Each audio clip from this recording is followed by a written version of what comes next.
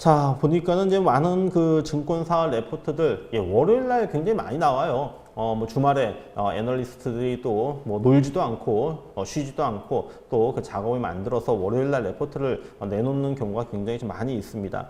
또 요즘에 또 어닝 시즌이죠. 어닝 시즌이기 때문에 실적 결과가 발표가 된 이후 그 다음 날 그 실적에 대해서 분석을 하고 그 다음에 전망과 평가를 하면서 레포트가 나오는 경우도 굉장히 좀 많이 있습니다. 자, 한번 좀 살펴보도록 할게요. 자, 지금 보니까 현대건설과 관련해서 지금 그 증권사 그 레포트가 몇 개 좀 나왔던 것 같은데 현대건설 지금 실적이 기대만큼 전망치가 좋지를 않았다라는 이런 분석에 좀 다소 부정적인 레포트들이 좀 많이 나왔었습니다. 최근에 현대건설과 같은 여타 다른 뭐 건설주들의 움직임들 같은 경우에도 좀 잘 나가다가 또 갑자기 또 조정을 받는 흐름들 만들어냈었는데 지금 지난 뭐 3분기 실적 같은 경우에 뭐 고른 뭐 이익 성장을 보여주었다 뭐 이렇게 좀 긍정적으로 좀 나왔지만은 그러나 어떤 수주 전망 자체가 좀 굉장히 좀 부진하기 때문에 올 전체적인 수주의 어떤 그 결과 그 다음에 이제 이것을 토대로 해서 내년도에 이제 뭐 현대건설의 수주의 어떤 전망들을 좀 일정 정도 가늠해 볼 수 있겠죠.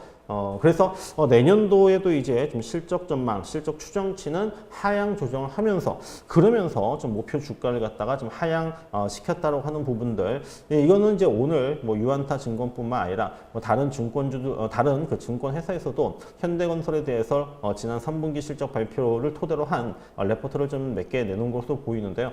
대부분이 좀 다소 좀 부정적인 어떤 흐름을 좀 보였던 것 같습니다.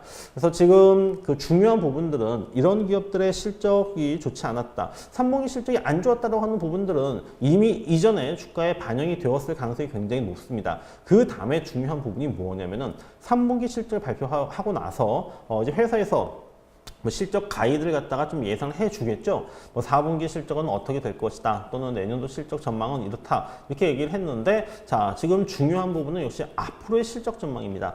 4분기 실적, 그다음에 내년도 실적. 자, 지금 이 시기부터 뭐 10월 달, 11월 달, 12월 달 시간이 이제 지나고 흘러가면 갈수록 아마 내년도 실적에 대한 전망들, 분석들이 많은 그 레포트를 통해서 전망들이 나와 줄 것으로 보이는데 그 중에서 실적 전망이 내년에도 불투명하다?